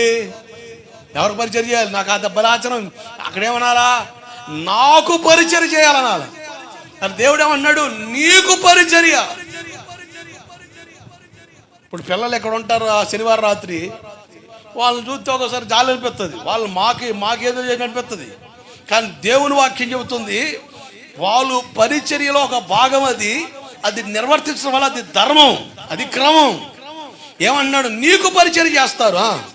అయితే నీవును నీ కుమారులను ప్రత్యక్ష గుడారం ఎదుట సేవ చేయాలి, వారు నిన్నును గుడారం అంతటిని కాపాడుచుండవలను. అంటే వచ్చేవాళ్ళు, తోడుగా ఉన్నవాళ్ళు సేవకుని కాపాడాలి, సేవను కాపాడాలి. దేవుడికి స్తోత్రం కలుగునుగాక.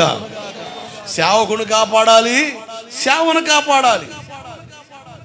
ఒక పనికి మాలోడు వచ్చినప్పటికి గందరగోళం అయింది, భలే నిరాశలు ఉండిపోయా. మన విశ్వాసులు కొంతమంది అయ్యా బయటికి రావద్దు, లోపల ఉండండి, తలుపేశారు. అంటే ఎవరిని కాపాడారు వీళ్ళు? ఎవరిని కాపాడారు మీరు? ఎవరిని కాపాడారు? సేవకుని కాపాడారు. అంటే ఆ మనసు ఎట్ట పుట్టింది నీకు? దేవుడు ఖచ్చితంగా ఇస్తాడంతే, ఖచ్చితంగా ఇస్తాడంతే. కరోనా టైంలో సింహాలు చెతుకుపోయినాయి, ఇక అందరూ ఇక రోడ్ల మీదకి వచ్చి ధర్నాలు చేసినట్టు మాట. ఎవరిని కాపాడారు మీరు? మా పాస్టర్ గారు మాకు ఉండాలంతే, మాకు రాజకీయాలతో సంబంధం లేదు, అతీతమైన, రాజకీయాలకు అతీతమైన కనుక మాకు కాదని చెప్పేసి గందరగోళం చేశారు. నేను దేవునికి స్తోత్రం చెప్పి మంచిదిరా నాయన, ఇప్పటికైనా అర్థమయ్యానని. ఎవరు కాపాడారు? గుడారాన్ని నిన్ను కాపాడాలి. ఆ మనసు దేవుడు ఇస్తాడంతే. దేవుడికి స్తోత్రం కలుగునుగాక. హల్లెలూయా. ఇక్కడ సేవ జరగకూడదని రకరకాల ప్రయత్నాలు జరుగుతూ రావచ్చు, చచ్చేదాకా వినబడతానే ఉంటాయి ఈ కోతలు, ఈ మోతలు వినబడతానే ఉంటాయి. ఇంకంతే, చెవిటి పాము వలె వెళ్ళిపోవడమే.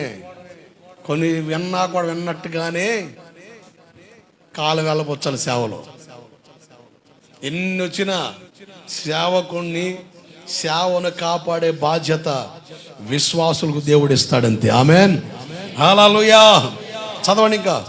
అయితే వారు మీరును చావకున్నట్లు నా పరిశుద్ధ స్థలం యొక్క ఉపకారముల యొద్దకైనను బలిపీఠం యొద్దకైనా సమీపించవలదు.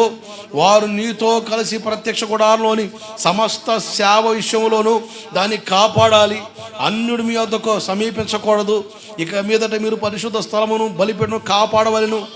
అప్పుడు ఇశ్రాయేలు మీద కోపం రాదు. ఇదిగో నేను ఇశ్రాయేలు మధ్య నుండి లేవీయులైన మీ సహోదరులను తీసుకొని ఉన్నాను. ప్రత్యక్ష గుడారం యొక్క సేవ చేయడానికి వారు యెహోవా వలన మీకు అప్పగించబడ్డారు. దేవుడికి స్తోత్రం కలుగునగాక. పరిచారకులను దేవుడు చెబుతున్నాడు, పరిచారకులను దేవుడు సేవకుడికి అప్పగిస్తాడు. ఇప్పుడు ఎవరు మాట ప్రకారం నడవాలంటే సేవకుడు ఏ ఆలోచన అయితే వాక్యక్రమం చెప్తాడో ఆ వాక్యాన్ని బట్టి, ఆ వాక్యక్రమాన్ని బట్టి పరిచారకుడు నడవడం ద్వారా సంఘం సేవ వర్ధిల్లుద్ది, స్థిరపడుద్ది, సైతాను రాజ్యం దద్దరిల్లుద్ది. ఆమెన్, హల్లెలూయా. ఇది యాజక ధర్మాన్ని గురించిన కొన్ని వివరాలు, కొన్ని జస్ట్ నచ్చుకు చెప్పా. అహరోను స్థితి ఏమిటో మీకు అర్థం అవడం కొరకు. ఎందుకు అహరోనికి ఇంత బాధ్యత అలా వచ్చింది? ఇప్పుడు కొన్ని విషయాలు చెప్తా, జాగ్రత్తగా చూడండి. నిర్గమాకాండం 4వ అధ్యాయంలో హోరేబు కొండ మీద గొర్రెల కాస్తున్న మోషే గారి దగ్గరికి ఆయన ఒక పొదలోనికి దిగొచ్చాడు, అగ్ని వలె. అగ్ని ఆరట్లేదు, పొద కాలిపోవట్లేదు. ఇదేందిరా నాయన, మంట అంటుకుంది, అడవులు కదా, ఈ ఎండలో రజబట్టుకుంటాయి కదా అనుకుంటే అగ్ని ఆరట్లేదు, పొద కాలట్లేదు అని చూద్దామని ఆశ్చర్యకరంగా మోషే గారు వస్తుంటే, మోషే నీ చెప్పులు విడిచి రమ్మంటాడు. పరిశుద్ధ స్థలం. చర్చిలోకి ఎందుకు చెప్పులు వేసుకురాకూడదు? పరిశుద్ధ స్థలం. ఆమేన్, హల్లెలూయా. మరి దేవుడు ఉండే స్థలం పరిశుద్ధమైంది. రోడ్డు మీద నిలబడతా, ప్రభా ఇక్కడ కోడికి ఏర్పాటు చేశాను ఆయన, ఈ స్థలాన్ని ప్రభా అగ్ని కంచేయండి, రక్తం ప్రోక్షిస్తున్న ప్రభా అని ప్రార్థన చేస్తాం. ఎప్పుడు చెప్పులు ఎడమ గుంచి. ఎప్పుడైతే ఆయన నామాన్ని మనం జ్ఞాపకార్థంగా పలుకుతామో అప్పుడే మన మధ్యలోనికి ఆయన వస్తాడు. ఆయన వచ్చాడా, ఆ స్థలం పరిశుద్ధంగా మారిపోద్ది. దేవుడికి మహిమ కలుగును గాక. హల్లెలూయా. జాగ్రత్తనండి. మోషే గారితో దేవుడు మాట్లాడడం ప్రారంభిస్తే మోషే గారు సాకులు చెబుతాడు. మొదటిగా బలి విచిత్రమైన సాకు చెబుతాడు. నేను యాపటి వాడిని ప్రభువా అంటాడు.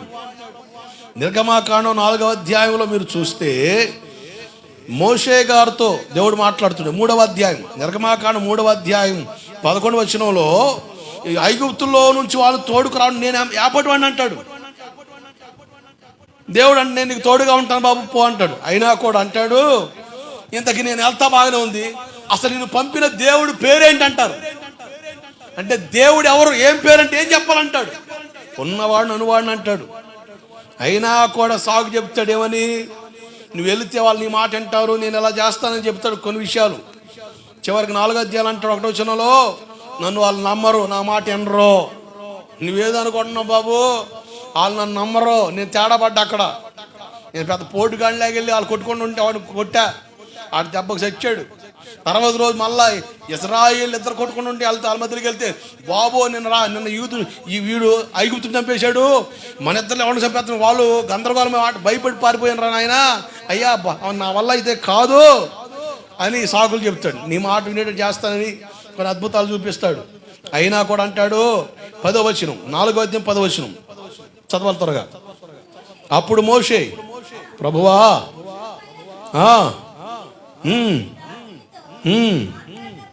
మాట్లాడినప్పుడు నుండి నేను నా మాట నేర్పని కాను, నోటి మాంద్యం నాలుక మాంద్యం గలవాడును అని యెహోవాతో చెప్పగా, యెహోవా మానవునికి నోరిచ్చిన వాడెవడు? మూగవాణి వాణి కానీ, చెవిటి వాణ్ణే కానీ, దృష్టి గలవాణ్ణే కానీ, గుడ్డి గలవాణ్ణే కానీ పుట్టించింది ఎవడు? యెహోవానే నేనే కదా. కాబట్టి వెళ్ళు, నేను నీకు తోడై ఉండి నీవు ఏమి పలకవలసిందో నీకు బోధిస్తానని చెప్పాడు. జాగ్రత్త. నోటి మాంద్యం గలవాడు అంటే నత్తోడు అంటాడు. 40 సంవత్సరాలేమో ఫరో కుమారుడిగా బ్రతికాడు. ఫరో తర్వాత రాజు ఎవరంటే మోజెస్. తేడబడి పారిపోయి వచ్చాడు మిద్యాన్ అరణ్యానికి. 40 సంవత్సరాలు గొర్రెలు కాచాడు. మనుషులతో మాట్లాడలే, మనుషుల మీద రావట్లే. ఎవరైనా చూస్తే రాజుగారు కబురు పంపితే చంపేస్తామని అడవుల్లో ఉండేవాడు. అడవుల్లోనే గొర్రెలు కాస్త అడవుల్లోనే అక్కడే ఉండేవాడు, అక్కడే పడుకునేవాడు. క్యారేజ్ కూడా అక్కడికే వచ్చేది. ఆడే స్నానం ఆడే ఉండేవాడు, ఎప్పుడుగా వచ్చేవాడు. లేకపోతే షో ఇయే సౌండ్లు, అడుగు మనిషిలాగా. ఇక మీరు ఒక సంవత్సరం మాట్లాడకుండా మోగోళ్ళం అయిపోతాం. నేను జోసఫాన్ దగ్గర 2 సంవత్సరాలు ఉన్నప్పుడు ఎవరితో మాట్లాడే బైబిల్ చదువుతూ ఉండేవాడిని ఎక్కువ. రోజుకు ఒక పుస్తకం రాత్రి అంతా ప్రార్థన చేసేవాడిని. రోజుకు ఒక పుస్తకం చదివేవాడిని. ఇట్లా బైబిల్ పౌలు మార్లు చదివా. ఇక అట్లా ఉండబట్టి నాకు నెత్తొచ్చింది, నెత్తోడైపోయా. త్వరగా మాట్లాడట్లే, చాలా కష్టమైంది. బాహం ఎట్టయితే తేడబడి 2 సంవత్సరాలు 40 సంవత్సరాలు ఖచ్చితంగా నెత్తోడై ఉంటాడు మోషే గారు. కానీ మోషే నత్తోడా? పుట్టుకతో నత్తోడా? పుట్టుకతో నత్తొచ్చిందా? కాదు. మీరు అపోస్తుల కార్యగ్రంథం 7వ అధ్యాయం 20, 21, 22 చదవండి త్వరగా. అతడు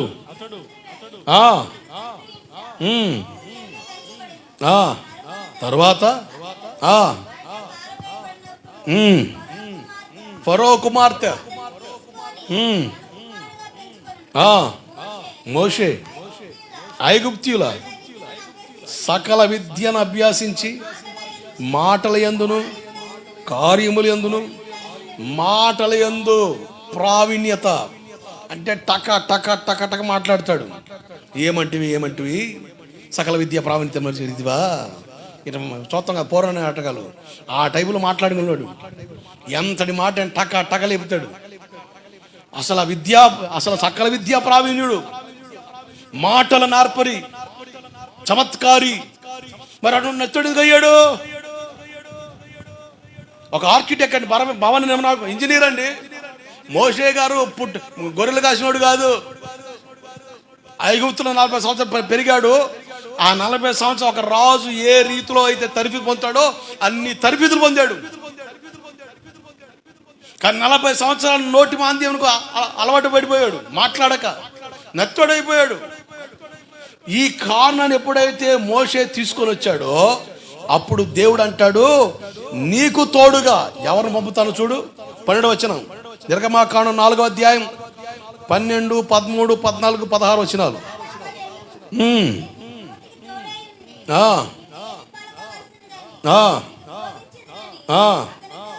అతనితో చెప్పాను. అందుకు అతడు, అయ్యో ప్రభువా,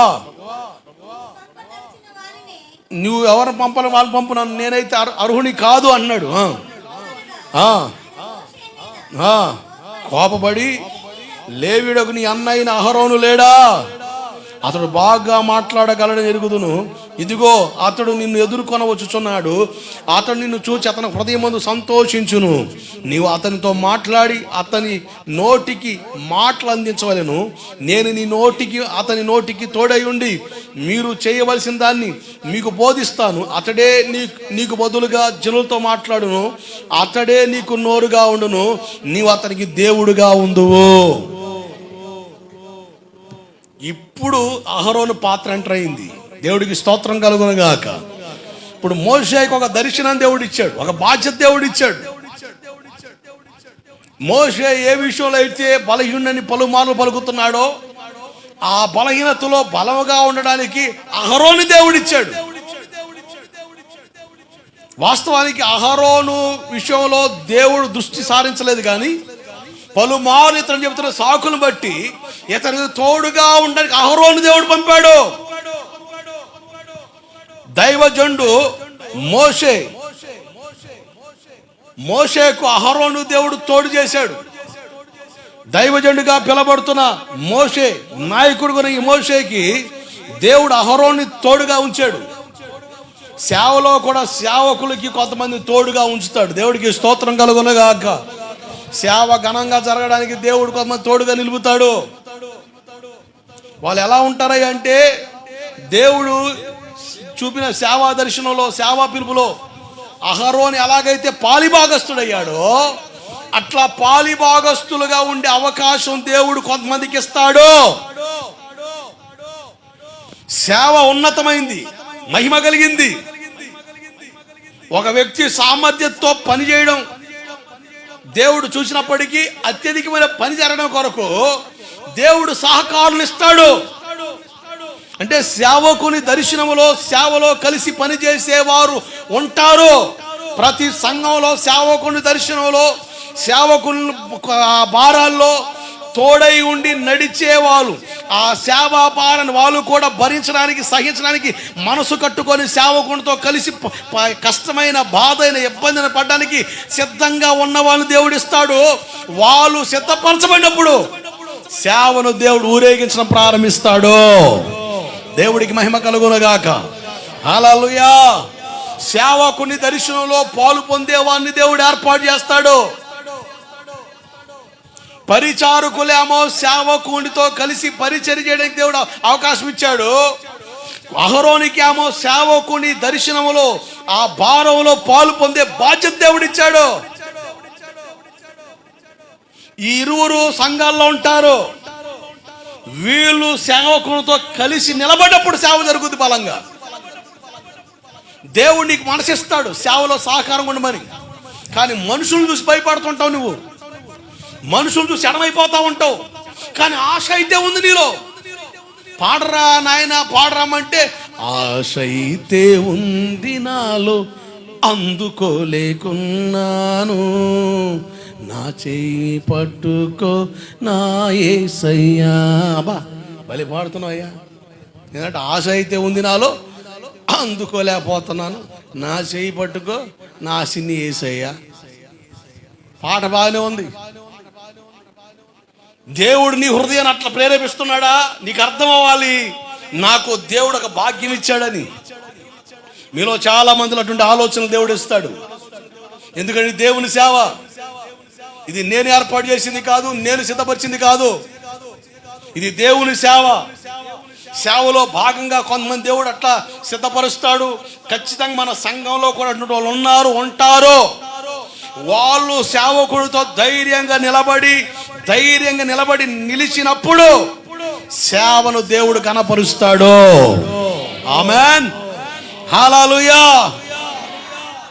నిర్గమాకాండం 17వ అధ్యాయం 12-13 వచనాలు మీరు చూస్తే, రెఫీదీములో యుద్ధం చేయాలి ఇశ్రాయేలీయులు. ఏం చేయాలి? యుద్ధం చేయాలి. ఇప్పుడు వీళ్ళు ఏం చేయాలి? యుద్ధానికి వెళ్ళాలి. మోషే గారు అంటాడు, యెహోషువా నువ్వు యుద్ధానికి వెళ్ళు. పాస్టర్ గారు మరి మీరు ఎక్కడ వెళ్తారండి? మీరు రారండి? మీరు ఏం చేస్తారండి? తిని పడుకుంటారండి? మేము వెళ్ళి పొడుస్తుంటే వాడు పొడిచి మమ్మల్ని, వాడు పొడిచి మమ్మల్ని, ఈడు పొడిచి మమ్మల్ని అంటే మేము తిప్పలు పడాలండి? అయ్యా చర్చిలో వెళ్ళిపోరా పాస్టర్ గారు, మేము చర్చిలో ప్రార్థన చేస్తే మీరు ఏం చేస్తారండి? హాయిగా ఏసీలో పడుకుంటారండి? ఈ డైలాగ్ లేవు. మనం అయితే చూడరా, అయ్యగారే మనల్ని ప్రార్థన చేయమంటున్నాడా, ఆయన సొత్తా అంటాడట. ఈ బాధ మనకేందిరా, ఈ కష్టం మనకేందిరా, ఈ తిప్పలు మనకేందిరా? అరే నీకు అర్థం కాలేదురా నాయన, అది దేవుని సేవరా అయ్యా. దేవుడికి స్తోత్రం కలుగునుగాక. హల్లెలూయా. అయ్యా ఇట్రండి, ఇద్దరు రెండమ్మ ఇటు. జాగ్రత్తనండి. మోషే గారు కొండ మీద ఉన్నాడు. ఇప్పుడు నేను మోషే, ఒకరు అహరోను, ఒకరు హూరు. ఇప్పుడు వీళ్ళు ఏం చేశారంటే కింద బాగా యుద్ధం జరుగుతుంది. నేను ప్రార్థన అట్ట ఉన్నా. వీళ్ళు మరి ఉడత భక్తులు కదా, పెడతే వారాలు చేస్తుంటుందిగా. మనమైతే అట్టకే ప్రార్థన, వీళ్ళు అట్ట కాదు, కొంత విశ్వాసం. స్తోత్రం,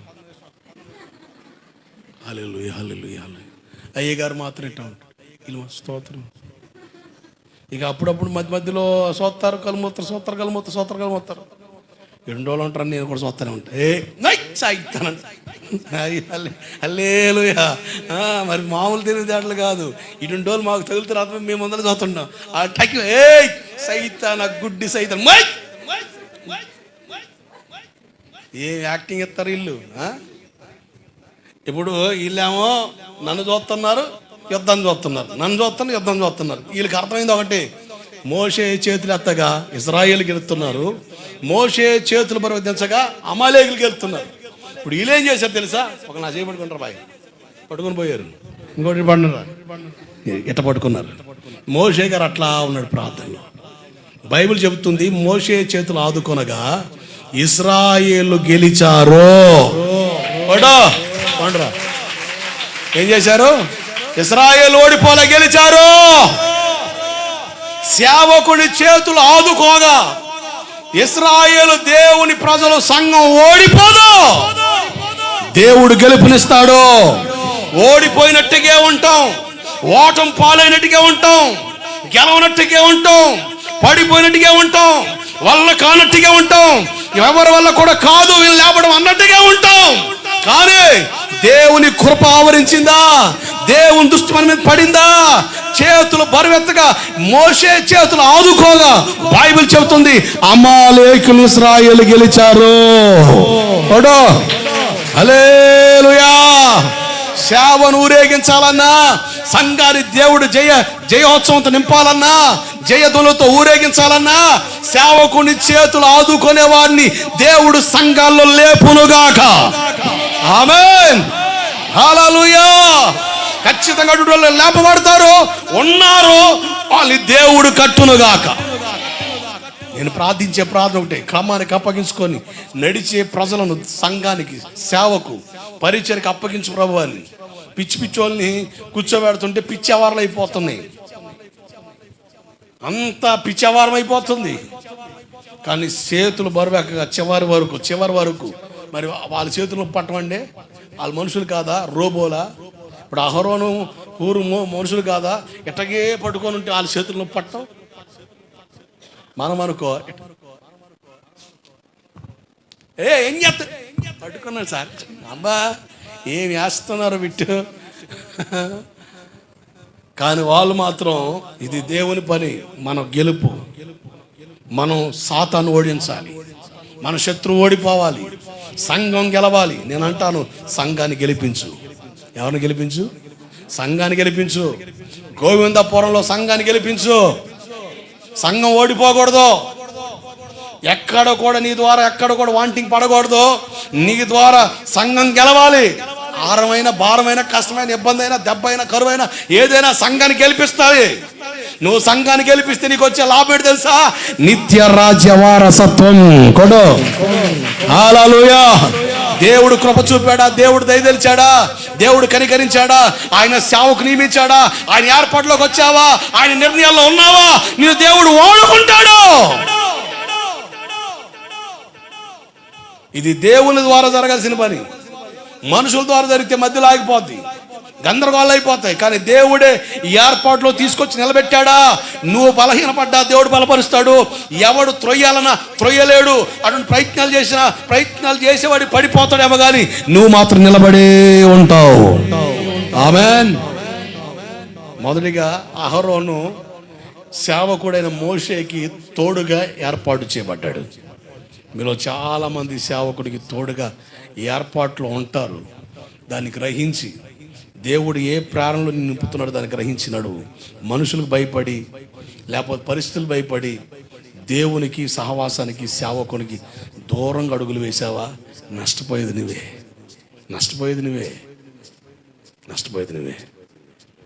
అటువంటి నష్టం నీ జీవితంలో జరగకూడదని నా ప్రార్థన. మీరందరూ లోతుగా నాటబడి వేర్లు తన్ని ఫలవంతమైన జీవితాల్లో ఉండాలందే నా ప్రార్థన, అభిలాష. ఆమేన్. నిత్యంగా కృప మనల్ని ఏలునుగాక. అందరు లేచి నిలబడండి, ప్రార్థన చేద్దాం. ఒక్క మాట, ప్రభా నీ సన్నిధిలో నిలుపు నాయనా, నీ సన్నిధిలో నన్ను నిలుపయ్యా, నీ సన్నిధిలో నన్ను నిలుపు, లోతుగా నాటయ్యా అని ఒక్క మాట అడుగు. మోషేతో అహరోను నిలబడ్డాడండి. దేవుని సన్నిధిలో నిలబడతావా? దేవుని పనిలో నిలబడతావా? ఆయన బిడ్డగా కనబడతావా? ప్రభా నీకు వందనాలు. ఈ పగటి వేళ మీరు మాట్లాడిన ప్రతి మాటకై స్తోత్రం. అహరోను ఆ భాగ్యాన్ని పొందడానికి అసలు కారణాలు ఏమిటి మేము వింటున్నాం. మొదటగా చెప్పబడుతుంది, అహరోను మోషేకి తోడుగా అప్పగించబడ్డాడని. అహరోను పెద్దోడే, వయసులో పెద్దోడే, మోషే తమ్ముడే, కానీ గౌరవించాడు. దేవుని ప్రతినిధిగా గౌరవించాడు, లోబడ్డాడు. నువ్వు నాకు తమ్ముడురా, జాగ్రత్త అని అతని పెత్తనాన్ని అన్నయ్యగా ప్రయత్నాలు చేయలేదు. నువ్వు దేవుని ప్రతినిధివి. నువ్వు నాకంటే చిన్నోడు అవచ్చేమో, కానీ నీ మీద దేవుని పిలుపు ఉంది, దేవుని అభిషేకం ఉంది. కనుక నీ మాట నేను వినాలి. నువ్వు నా తండ్రి సమానుడివి అని అహరోను ఎంచాడు. గనక లోబడి నడిచాడు. సేవకుడు నీకంటే వయసులో చిన్నోడు అవ్వచ్చు, అనుభవాల్లో చిన్నోడు అవ్వచ్చు, కానీ దేవుడు ఏ స్థానంలో నిలబెట్టాడో ఆ స్థానాన్ని బట్టి మనం ఖచ్చితంగా గౌరవిస్తాం. కారణం ఏంటంటే దేవుని ప్రతినిధి. దేవుడు సేవకుని తోడుగా నిలిపాడా? అహరోనులా నువ్వు ఆలోచించి నడుస్తావా? అహరోనులాగా అడుగులు వేయగలవా? ఖచ్చితంగా దేవుడు నీ తరాన్ని ఆశీర్వదిస్తాడు. లేవీయులు యాకోబు అంటాడరే, వీళ్ళు దుర్మార్గులు రా.